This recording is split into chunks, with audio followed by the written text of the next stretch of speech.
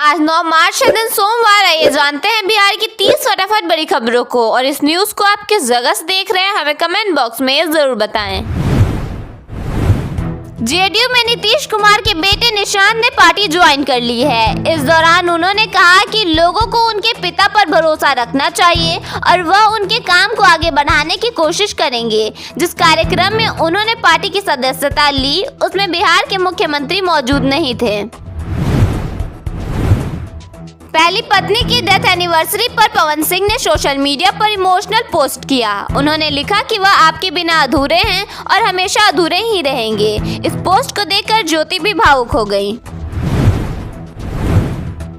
झारखंड में नक्सल ऑपरेशन के दौरान बेगूसराय का एक जवान शहीद हो गया। जब तिरंगे में लिपटा उसका पार्थिव शरीर घर पहुंचा तो उसकी 11 साल की बेटी अपने शहीद पिता को निहारती रही। माइनिंग माफिया ने माइनिंग इंस्पेक्टर की गाड़ी पर हमला कर दिया। टीम एक ट्रैक्टर को लेकर जा रही थी और फाटक पर रुकते ही माफिया ने ईंट पत्थर और डंडों से हमला शुरू कर दिया। इस घटना में एक महिला पुलिसकर्मी घायल हो गई। गायिका मैथिली ठाकुर ने ट्रोलर्स को लेकर अपनी प्रतिक्रिया दी है। उन्होंने कहा कि वह ट्रोल करने वालों को नमस्कार करके जवाब देती हैं और कई लोग उन्हें सही रास्ता भी दिखाते हैं।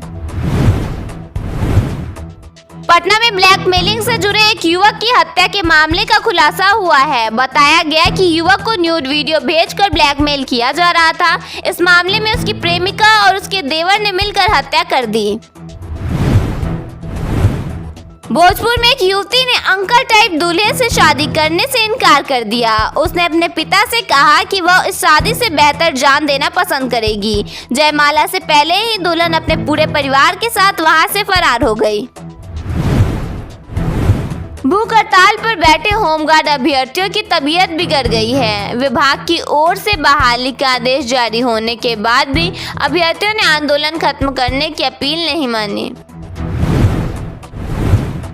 किशनगंज में विधायक सरवर आलम डाकघर में पोस्ट मास्टर पर भड़क गए। आधार कार्ड के नाम पर पैसे लेने की शिकायत मिलने के बाद उन्होंने वहां सरप्राइज इंस्पेक्शन किया। मुजफ्फरपुर में एक युवक पर दिव्यांग महिला से छेड़खानी का आरोप लगा। पंचायत ने सजा के तौर पर उसका सिर मुड़वा कर उसे पूरे गांव में घुमाया। उस पर 5001 रुपए का जुर्माना भी लगाया गया है। मुजफ्फरपुर में एसबीआई के एक एटीएम को गैस कटर से काटकर अपराधियों ने लाखों रुपए लूट लिए। घटना के बाद जांच के लिए एसआईटी का गठन किया गया और सीसीटीवी फुटेज खंगाले जा रहे हैं। मोतिहारी में पूर्व पैक्स अध्यक्ष का डांस करते हुए एक वीडियो सोशल मीडिया पर वायरल हो रहा है। वीडियो में वह हाथ में शराब की बोतल लेकर हिंदी गानों पर ठुमकते हुए दिखाई दे रहे हैं। थानाध्यक्ष ने कहा कि मामले की जांच के बाद कार्रवाई की जाएगी।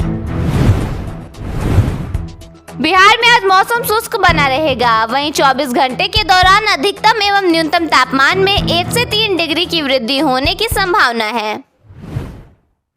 बिहार में जाम की समस्या अक्सर लोगों को झेलनी पड़ती है, लेकिन इससे निजात पाने के लिए महत्वपूर्ण फैसला लिया गया है। राज्य में 83 रेलवे ओवरब्रिज की मंजूरी मिली है।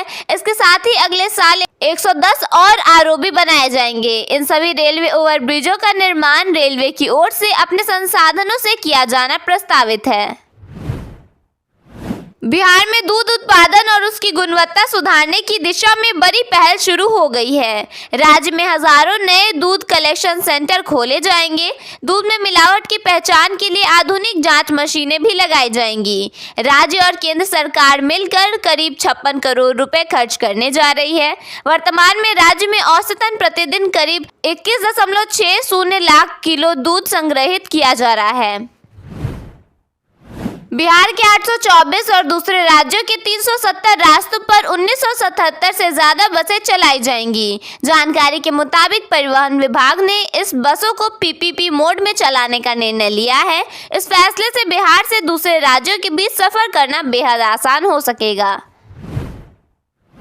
बिहार में अब जीविका समूह से जुड़ी महिलाओं की समस्याएं सीधे सुनी जाएंगी। इसके लिए पटना में जीविका दीदी की आवास केंद्र स्थापित किया जा रहा है, जहां फोन कॉल के जरिए आने वाली शिकायतों का समाधान किया जाएगा।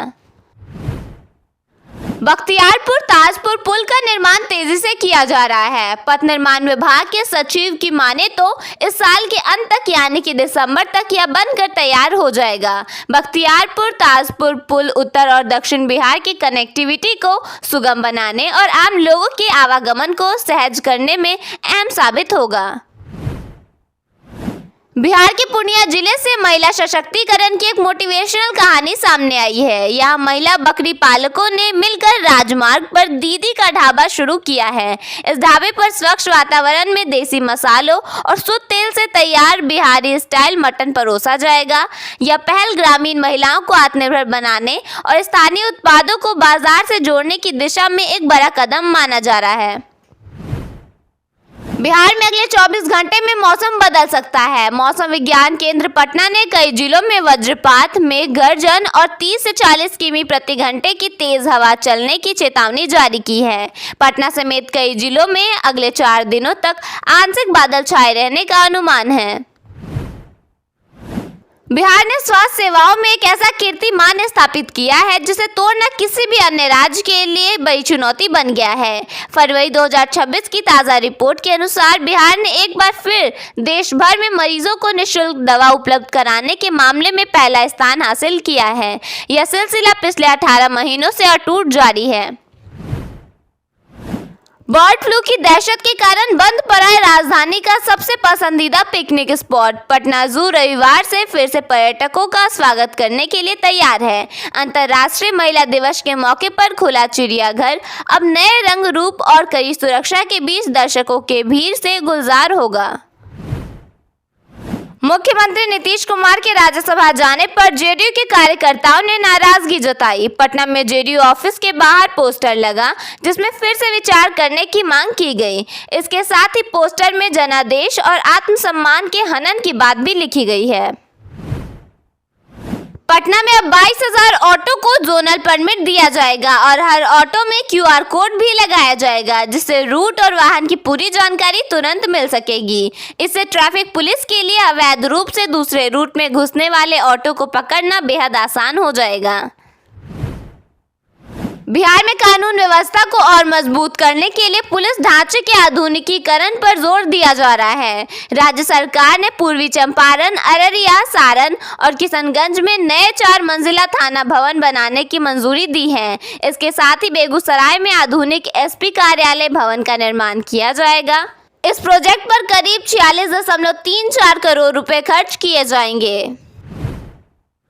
केंद्रीय मंत्री जीतन राम मांझी ने मुख्यमंत्री नीतीश कुमार की 20 साल के शासनकाल की जमकर तारीफ की है। उन्होंने कहा कि नीतीश कुमार ने बिहार को जंगल राज से निकालकर विकास की राह पर पहुंचाया है। उनके कार्यकाल में राज्य ने कई क्षेत्रों में प्रगति की है। उन्होंने बिजली व्यवस्था में हुए बदलाव का जिक्र करते हुए बताया कि बिहार में करीब 700 मेगावाट बिजली ही उपलब्ध होती थी। आज राज्य में लगभग 9,000 मेगावाट बिजली की आपूर्ति हो रही है। बिहार सरकार ने राज्य के सरकारी, संस्कृत और मदरसा विद्यालयों के शिक्षकों के लिए बड़ा फैसला लिया है। अब हर महीने की पहली तारीख को वेतन देना अनिवार्य होगा।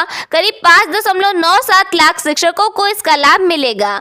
वेतन में देरी होने पर जिम्मेदार अधिकारियों पर कार्रवाई की चेतावनी भी दी गई है। निशांत कुमार आज जेडीयू में शामिल हो गए। इस दौरान पार्टी के नेताओं और कार्यकर्ताओं के बीच जश्न का माहौल रहा। जेडीयू में शामिल होने के बाद निशांत कुमार ने कहा, पापा ने 20 साल में जो काम किया उसे आगे ले जाऊंगा।